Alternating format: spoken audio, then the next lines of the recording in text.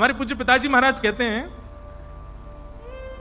घर में अपने मनपसंद कमरे में मनपसंद बिस्तर पर एसी चला करके मनपसंद रजाई मनपसंद तकिया पे आदमी को नींद नहीं आती, और कथा में उमस हो रही है, अगल बगल वाले हल्ला कर रहे हैं, ऊपर से व्यास जी जोर जोर से कुछ सुना रहे हैं, हवा भी ढंग से नहीं लग रही और फिर भी नींद आ रही है।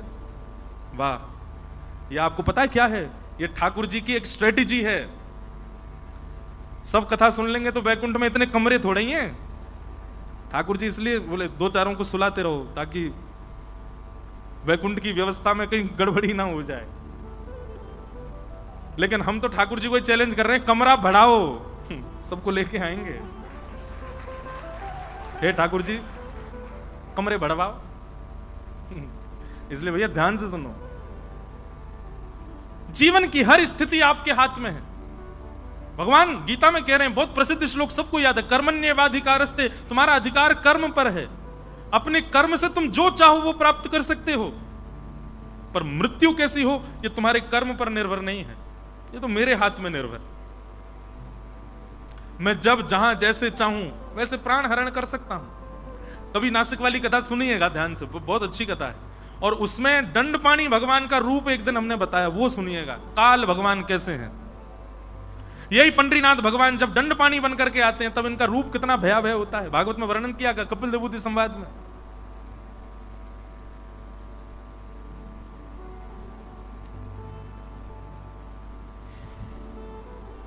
भीष्म पितामह भगवान की स्तुति गा रहे हैं, और स्तुति गाते हुए कह रहे, नाथ इतिमति रूप कल्पिता वितृष्णा भगवत सात्वत पुंगवे विभूम्ने स्वसुखमुपगते क्वचिद् विहर्तुं प्रकृतिमुपेयुषि यद्भव प्रवाह त्रिभुवन कमनं तमालवर्णं रविकर गौरवराम्बरं दधाने वपुरलककुलावृताननाब्जं विजय सखेरतिरस्तु मेनवत्य। भीष्म पितामह कहते हैं, इति, अब संसार से मेरी इति हो चुकी है, अब संसार में मेरा मन नहीं है नाथ। और मेरी मति कैसी हो गई है? बोले वितृष्णा, अब तृष्णा रहित हो चुकी है। तृष्णा किसको कहते हैं? इच्छा, कुछ खाने की इच्छा, पहनने की इच्छा, करने की इच्छा, इन सब इच्छाओं को ही तृष्णा कहते हैं। और ये का तृष्णा जब तक आपके चित्त में तब तक ठाकुर जी उसको स्वीकार नहीं कर सकते, इतनी सी भी तृष्णा है। भीष्म पितामह कह रहे हैं, अब मेरा मन वितृष्णा हो चुका है, अब कोई तृष्णा नहीं है, मेरी कोई इच्छा नहीं है। नाथ, मेरे मन को अब आप स्वीकार करो। और भीष्म पितामह की इस स्तुति को ऐसे ढंग से हमारे रसिक जन सुनाते हैं कि भीष्म पितामह भगवान से कह रहे हैं, बोले नाथ, मैं मृत्यु को प्राप्त होने से पहले अपनी एक इच्छा पूरी करना चाहता हूं, मेरी अंतिम इच्छा। भगवान बोले जल्दी बताओ क्या है तुम्हारी अंतिम इच्छा?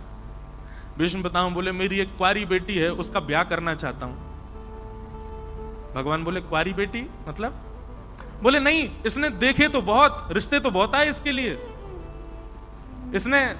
इसके पास अपॉर्चुनिटीज तो बहुत आई, पर नाथ इसको कोई पसंद नहीं आया, लेकिन अब इसको एक पसंद आ गया है, तो मैं इसका ब्याह करके जाना चाहता हूं। भगवान बोले, हे भीष्म पितामह, तुम तो बाल ब्रह्मचारी हो, ब्याह तुम्हारा हुआ नहीं, बेटी कहां से हो गई? भीष्म पितामह कहते हैं, आपने हर मानव को बिना ब्याह के एक बेटी दे रखी है। कौन? मती, ये हमारी बेटी है। बेटी कौन? जो पिता से अपनी सारी इच्छाएं पूरी कराए वो बेटी। बेटा कौन? जो मां से सारी इच्छा पूरी कराए वो बेटा। जितनी माताएं हैं उनकी मति उनका बेटा है, और जितने भाई लोग हैं उनकी मति उनकी बेटी है। हम इसी की इच्छा मानते हैं। पंढरपुर चलोगे, मन होगा तो आएंगे। कथा में चलोगे, मन होगा तो आएंगे। चंद्रभागा स्नान करोगे, मन होगा तो आएंगे। ये मन कौन है? इसी की इच्छा से हम चलते हैं।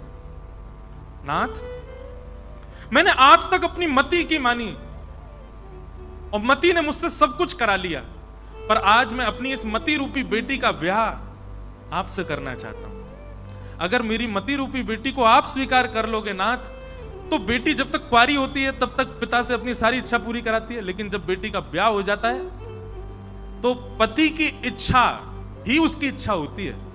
पति जो चाहेगा वही बेटी चाहती है, और पति यदि आप बन जाओगे तो आप जो चाहोगे वो मेरा मन चाहेगा, जो मेरा मन चाहेगा वो मैं करूंगा। तो इसलिए नाथ मेरी मति रूपी बेटी को आप स्वीकार करो। इतना सुंदर प्रसंग है भीष्म पितामह का। भगवान भी ठोड़ी पे हाथ धर के बैठे हैं, प्रसन्न मुद्रा में आ गए। वाह भीष्म पितामह, तुम्हारे भाव अद्भुत। नाथ भगवान बोले, अच्छा एक बात बताओ, तुम्हारी बेटी को हम अच्छे लगते हैं? कन्या वर्यते रूपम, तुम्हारी बेटी को हम पसंद हैं? भाई बिना बेटी की इच्छा के ब्याह नहीं करना चाहिए। तुम्हारी मति को मैं अच्छा लगता हूं? तो भीष्म पितामह कहते हैं, त्रिभुवन कमनो तमाल वर्णो रविकर गौरवराम्बरम दधाने वपुरल ककुलावृताननाब्जम विजय सखेरतिरस्तु मेन वद्य। भीष्म पितामह कहते हैं, आप किसको पसंद नहीं आते ये बताओ? आपका रूप, अच्छा एक बात बताऊं, आप कहो कि महाराज जी यदि श्री कृष्ण देखने से अपना बना लेते हैं तो मैं आंखों पे पट्टी बांध के जाऊंगा, आंखों पे पट्टी बांध के मैं देखूंगा ही नहीं श्री कृष्ण को, तो कृष्ण मुझे कैसे अपनाएंगे? आंख पे पट्टी बांध के चले जाओ, श्री कृष्ण ऐसा स्वर बोल देंगे कि सुन के उनके हो जाओगे। आप कहोगे कानों में रुई दबा के जाऊंगा, ना देखूंगा ना सुनूंगा, फिर कृष्ण मुझे अपनाएंगे कैसे? श्री कृष्ण आपका स्पर्श कर देंगे, एक उंगली से छू देंगे, उनके स्पर्श से आप उनके हो जाओगे। आप कहो मैं रेनकोट पहन के जाऊंगा, अब कैसे होंगे? नहीं छूने दूंगा श्री कृष्ण को। ये जो मीराबाई हैं, मीराबाई, इनके साथ भी तो ऐसी घटना हुई। माधवी नाम की गोपी थी पहले, और इनकी मैया ने इनके ब्याह के समय पढ़ा लिखा करके भेजा। बोले, हे माधवी, तुम जिस वृंदावन में जा रही हो तुम्हारे पति का सखा है कृष्ण, बस उससे अपना चेहरा बचा करके रखना। माधवी बोली, क्यों? बोले, उसको जो देख लेता है या जिसको वो देख लेता है वो किसी और का नहीं रहता, फिर उसी का ही रहता है। तुम्हारा पातिव्रत धर्म नष्ट हो जाएगा, सब खत्म हो जाएगा, उसको मुख मत दिखाना अपना। माधवी ने गांठ बांध ली, बोले उसी को मुख नहीं दिखाऊंगी। ठाकुर जी के सखा का ब्याह हुआ। अब महाराज जैसे ही सखा अपनी दुल्हन लेके आया, ठाकुर जी को खबर पड़ी, ओए मेरो सखा ब्याह करके आयो है। मैया से पहले तो लड़े जाके, बोले मैया देख, मेरे सखान के ब्याह है गए, मैं अब कुआरो बैठा हूं तेरे घर में। मैया बोली, लाला तू 3.5 बरस को, अभी नेक्स्ट 100 है को, तेरा ब्याह कैसे कराऊं? बोले मैया 3.5 बरस को, अब ही ना करावेगी तो बुढ़ापे में करावेगी, अब मैं दिन ब दिन बूढ़ा है तो जा रहा हूं, मैया मेरो ब्याह कराए जल्दी। और देख मैया, तेने अगर मेरो ब्याह नहीं करायो तो मेरो एक सखा ब्याह करके आ रहा हूं, मैं बाकी बहुए ले आऊंगा घर पे, वही को रख लूंगा। ठाकुर जी की मधुर लीला। इतने में श्रीधामा मधुमंगल आए, बोले लाला जल्दी चल, देख हमारो सखा ब्याह करके आयो, नई नई बहू आई है। ओहो, ठाकुर जी तो बढ़िया सज धज के, 3.5 वर्ष के छोटे से हैं अभी, अपने घुंघराले से केशन को संवार करके, बढ़िया सुंदर से बन करके, केसर चंदन लगा करके, लइयो रे श्रीदामा दर्पण कैसा लग रहा हूं? बोले तू ही दूल्हा लग रहा है, चलो भाभी देख के हमें। और ठाकुर जी पहुंच गए। महाराज बीच मार्ग में ही टोली रोक दी, डोली लेके आया सखा। अरे भैया तो को तेरे ब्याह की खूब खूब बधाई हो। और भाभी कहाँ हमारी? बोले पीछे बैठी है, डोली में बैठी है। वो देख लूं मैं? बोले हाँ देख ले। सो ठाकुर जी पहुंच गए। अच्छा, बाहर से सखा ने आवाज कर दी, अरे सुनो, तुम्हारे सबसे छोटे देवर श्री कृष्ण आए हैं, मुख दिखाओ। और कृष्ण नाम सुनते ही वो तो घबरा के बोले, ये तो वही है जिसकी मैया ने मना किया था। घूंघट लंबा करके और कस के पकड़ करके माधवी बैठ गई, बोले इसको तो मुख ही नहीं दिखाना है। ठाकुर जी भीतर पहुंच गए। भाभी इन्हें दिखाई दो कैसो मोड़ो है आपको, इन्हें दिखाई तो दो कैसा रूप है आपको, आपके नेत्र कैसे, नासिका कैसी। माधवी तो अपना और कस के पकड़ेगी, कहीं जबरदस्ती नहीं खोलते। ठाकुर जी हाथ जोड़ रहे हैं, मनुहार कर रहे हैं, बोले नेक तो मोड़ो दिखाई दो। अच्छा मैं आपके पामन में बैठ जाऊं, पाम दबाए दूं? पाम पीछे कर लिए माधवी ने। ठाकुर जी से भयभीत हो रही है, मैया ने मना किया है कि कहीं से भी उसको दिख मत जाइयो। ठाकुर जी ने खूब मनोहार करी, लेकिन माधवी नहीं दिखी। ठाकुर जी पहले तो अपने बाल रूप में रहे, उसके बाद पर ब्रह्म रूप में आ गए। बोले तोय पतो ना है मेरो रूप देखवे के काजे, बड़े बड़े योगी, बड़े बड़े ज्ञानी, बड़े बड़े ध्यानी तपस्या करें तब जाके मेरो रूप दिखे, और तू मेरे आगे मुंह छुपाए के बैठी है। जा, आज तू अपना मुख मोयना दिखा रही है, मैं भी तो कुछ श्राप दे रहा हूं, तू भी मेरो मुख देखवे के काजे तड़पेगी, और एक जन्म तक तो को एक युग तक प्रतीक्षा करनी पड़ेगी मुंह को देखवे के काजे। माधवी बोली जा जा, मोह भी ना देखनो तो है, चलो जा जा। ठाकुर जी चले गए। अब गोपियां सब कृष्ण की चर्चा करती हैं, कृष्ण की बातें बताती हैं। माधवी कहती है उसकी बातें मत किया करो मेरे आगे। सब गोपी कहती हैं अभी तूने उसको देखा नहीं है।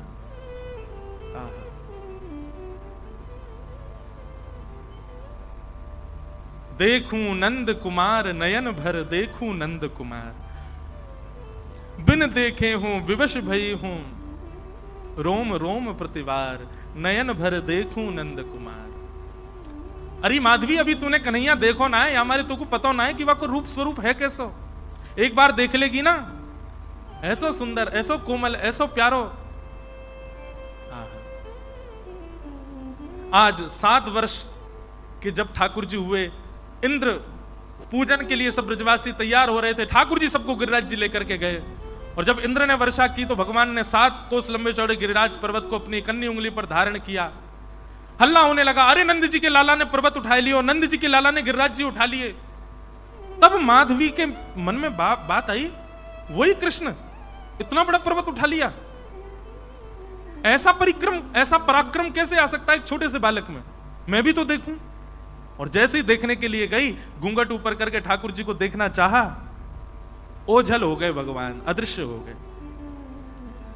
एक क्षण के लिए ठाकुर जी के गिरधर स्वरूप का दर्शन किया, उसके बाद दिखे ही नहीं ठाकुर जी। आंखों में जैसे मानो पानी आ गया हो, धुंधलापन आ गया हो। तब उसे समझ आया, बोले ओहो ये तो साक्षात परब्रह्म है, ये तो साक्षात ईश्वर है, जिनसे मुख छुपाना चाहिए था संसार, उनको तो मैंने दिखाया, और जिनको दिखाना चाहिए था उनसे छुपा लिया। मीरा माधवी गई चरणों में रुदन करने लगी, नाथ मुझे क्षमा कर दो, मैं पहचान नहीं पाई आपको, मुझे अपना रूप दिखा दो ना नाथ। भगवान बोले ना, अब तो को प्रतीक्षा करनी पड़ेगी, और एक युग तक प्रतीक्षा करनी पड़ेगी। अच्छा एक बात बताओ, क्या भगवान दंड देते हैं? नहीं, भगवान कभी दंड नहीं देते, पर ठाकुर जी हमेशा घिरे रहते हैं कई योग मायाओं के बीच में। आपका जब अपराध बनता है ना, तो वो जो योगिनी शक्तियां ठाकुर जी के आसपास रहती हैं, ये देवताओं की शक्तियां जो आसपास रहती हैं, पंच देव जो ठाकुर जी के आसपास रहते हैं, ये दंड देते हैं, ठाकुर जी दंड नहीं देते। ठाकुर जी तो परम दयालु हैं। लेकिन आपका अपराध जब बनता है ना, तो आसपास रहने वाले ठाकुर जी की शक्तियां, आसपास रहने वाले पंचदेव, ये आपकी गलतियों को परख करके फिर आपके कर्मानुसार दंड देते हैं। भगवान ने कहा अब तो एक युग तक प्रतीक्षा करनी पड़ेगी। कलयुग में हे माधवी तुम ही मीरा बन के आओगे, और तुम्हारे गांव में हम एक संत के माध्यम से आएंगे मूर्ति रूप में। हमारे रूप को देखते ही तुमको ये सारी घटना याद आ जाएगी कि तुम पूर्व जन्म की माधवी नाम की एक गोपी थी, मुझसे मुख छुपाने की वजह से मैंने श्राप दिया, आदि आदि ये सब भाव तुम्हारे मन में आएंगे। तब उन संत से तुम मुझको मांगोगी, तब मैं तुम्हारे पास आऊंगा, तब तक प्रतीक्षा करो। और वही माधवी कलयुग में जब मीरा बन करके आई, तब श्री कृष्ण मिले। तो ठाकुर जी का रूप कैसा है?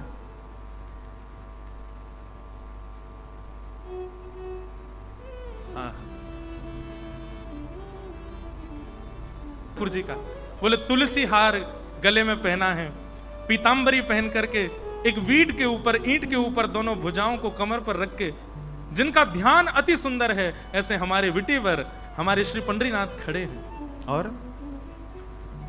मकर कुंडल तलपति श्रवणे, मकर कुंडल तलपति श्रवणे, कंठी कौस्तुभ, कंठी कौस्तुभ मणि विराजत, सुंदर ध्यान उभे विटवरे सुंदर उभे विटेवरी सुंदर ध्यान तुका मणे माझे हेची सर्व सुख तुका मणे माझे हेची सर्व सुख पाहनी श्रीमुख पाहनी श्रीमुख आवडीने सुंदर ध्यान उभे विटेवरी सुंदर ध्यान उभे विटेवरी सुंदर ध्यान। मकर मत्साकृत कुंडल पहन रखे हैं जिन्होंने अपने कानों पर, गले में कौस्तुभ मणि पहन रखी है, तुलसी का हार धारण किया हुआ है, वीट के ऊपर दोनों भुजाओं को कमर पर रख के ठाकुर जी खड़े हैं। श्री तुकाराम जी कहते हैं कि ये मुख में देखता रहूं, बस ये स्वरूप में देखता रहूं। हमारे स्वामी श्री हरदास जी महाराज जिन्होंने श्री वृंदावन बिहारी लाल को प्रकट किया, वे भी ऐसा ही एक भाव कहते हैं।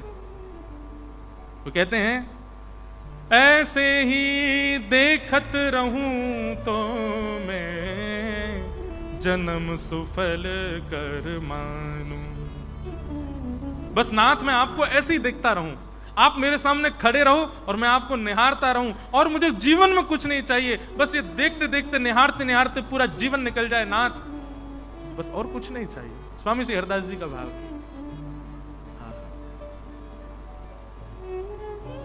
नाथ भीष्म पितामह कह रहे हैं आप बहुत सुंदर हो नाथ, त्रिभुवन आपकी सुंदरता पर मोहित रहता है, मेरे मति को आप प्रसन्न नहीं आओगे?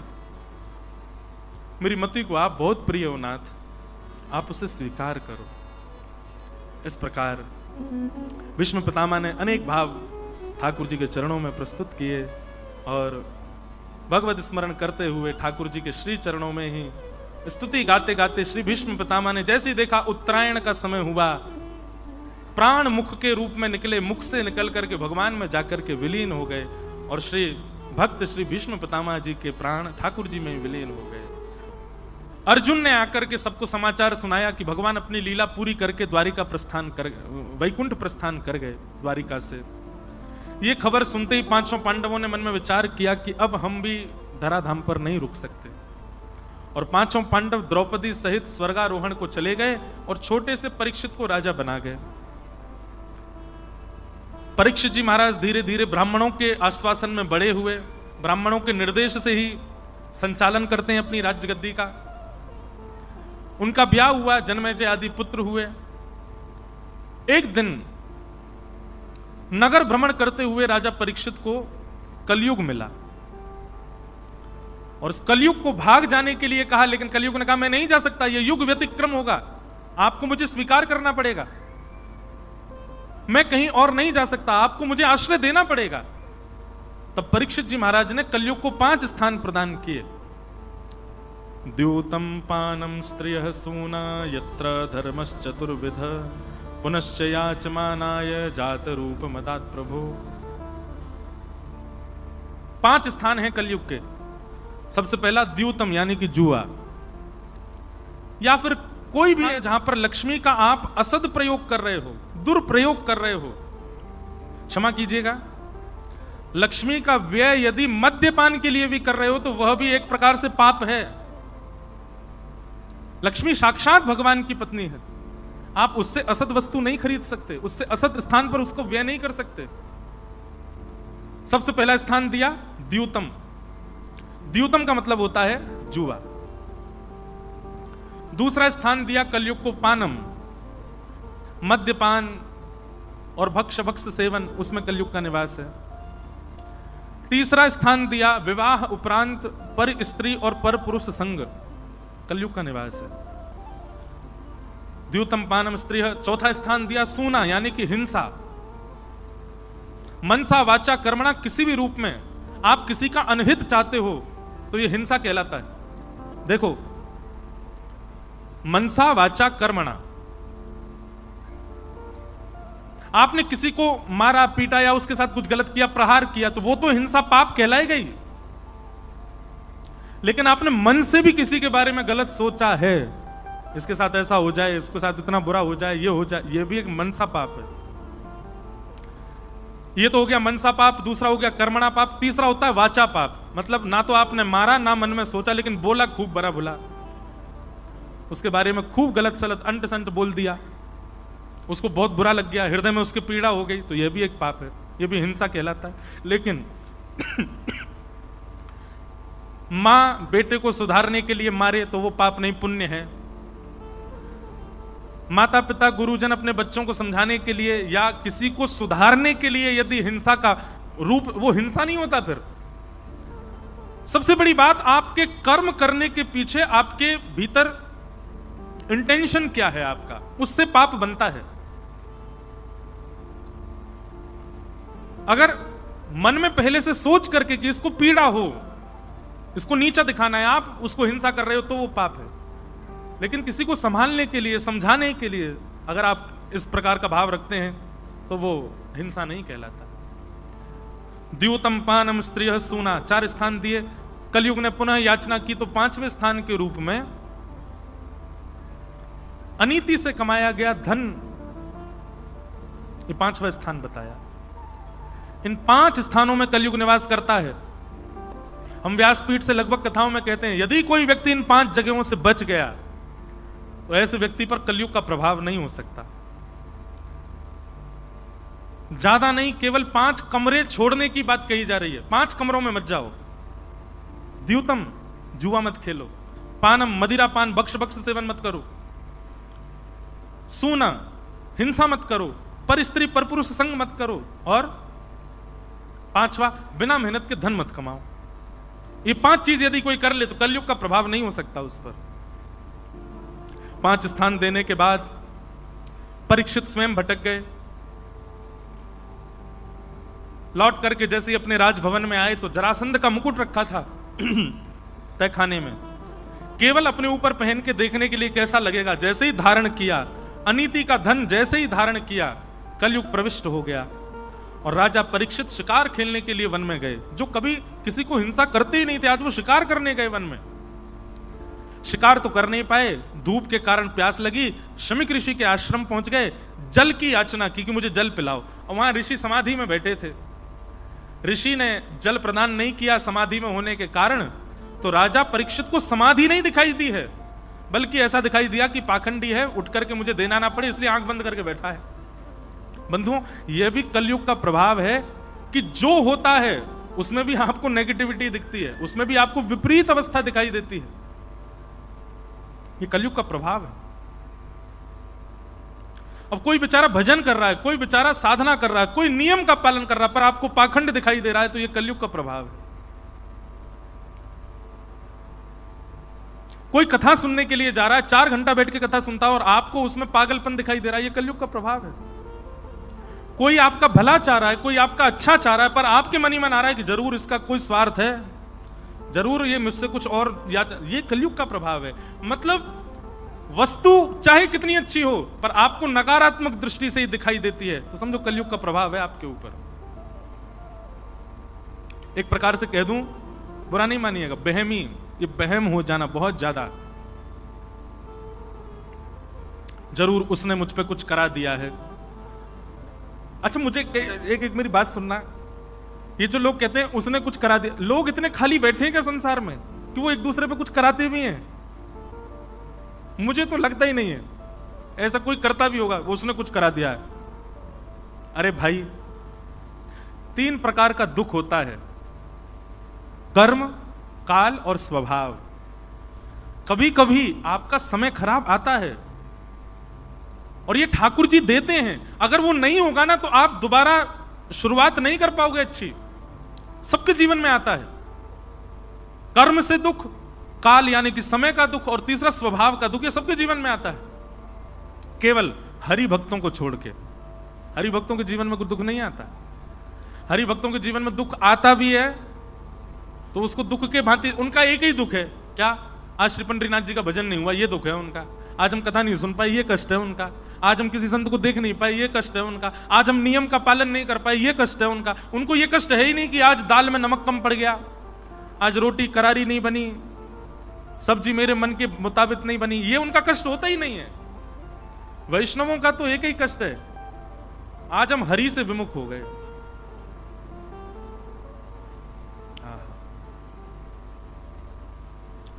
द्यूतम पानम स्त्रिय सूना। 5 स्थानों पर कलयुग। राजा परीक्षित ने शमिक ऋषि को यही समझा कि जरूर पाखंड कर रहे हैं, मुझे जलना देना पड़े, गले में मरा हुआ सर्प डाल दिया। कुछ बालकों ने यह दृश्य देख करके शमिक ऋषि के पुत्र श्रृंगी को बता दिया, तुम्हारे पिता के गले में मरा हुआ सर्प डाल दिया। तो श्रृंगी ने अपने हाथ में जल लेकर के श्राप दे दिया, मैं राजा परीक्षित को श्राप देता हूं, आज के ठीक 7वें दिन उनकी मृत्यु हो जाएगी तक्षक सर्प के डंसन से। राजा परीक्षित को जब यह बात पता चली, आनंदित हो गए, अपना मुकुट आदि सब पुत्र के सिर पर धारण करा दिया जो राज तिलक में प्राप्त हुआ था, और स्वयं वन को चले गए। वन में गए, वहां अनेक संत आए, सबसे उन्होंने यही पूछा, जल्दी मरने वाले की मुक्ति का उपाय बताओ। कोई भी नहीं बता पाया। तब उन्हीं संतों के बीच में श्री सुखदेव जी का आगमन हुआ। सब लोग हाथ जोड़ करके श्री सुखदेव जी का स्वागत और प्रणाम करो। कि तत्राभवद भगवान व्यास पुत्रो यदृच्छया गामटमानोनपेक्ष अलक्षलिंगो निजलाभतुष्टो व्रतश्च वालैरवधूत भेष। श्री सुखदेव जी महाराज की जय। सुखदेव जी का आगमन हुआ। सुखदेव जी आकर के जैसे ही विराजमान हुए, राजा परीक्षित ने चरणों में प्रणाम करते हुए कहा, नाथ मुझे केवल यही जानना है, मेरे जीवन के केवल 7 दिन बचे हैं, इन 7 दिनों में मैं मुक्ति की प्राप्ति कैसे करूं। और यहां से श्री सुखदेव जी महाराज बोलना प्रारंभ करते हैं। असली मूल भागवत यहां से प्रारंभ होती है, जहां से सुखदेव जी बोलना शुरू करते हैं। अच्छा, हम क्या है, एक तो क्रम से कथा करने में मैं पहले से ही कच्चा हूं, क्योंकि मेरा एक ही विषय में इतना समय निकल जाता है। और जब से नासिक में कथा हुई है तब से तो बिल्कुल ही अब ऐसा लगता है कि अब तो 1 आध महीना से कम की कथा तो हो ही नहीं पाएगी। अब ये यहां तक का जो प्रसंग अब हमने आज में ही जितना बोला है, इतने प्रसंग में 25 दिन लगे नासिक में, जो हमने अभी यहां पे 2 घंटों में सुना दिया है।